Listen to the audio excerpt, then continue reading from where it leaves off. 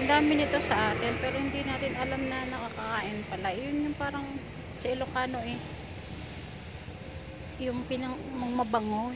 Yung pagkukuha natin ng panghuli natin sa salagubang para kaptan tayo ng salagubang. Ito yun, no.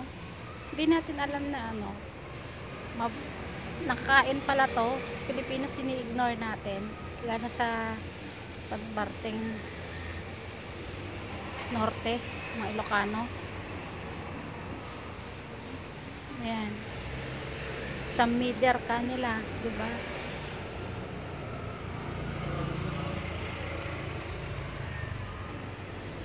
Dami nito dito sa Taiwan.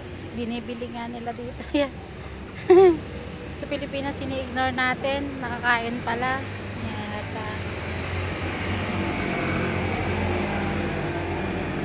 ito yun.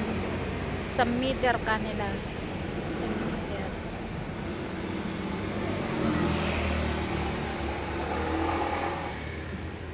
Usually ginagawa nila to sa may sabaw na isda, sa may tukmom kanila sa Ilocano. Yan, nilalagay nila to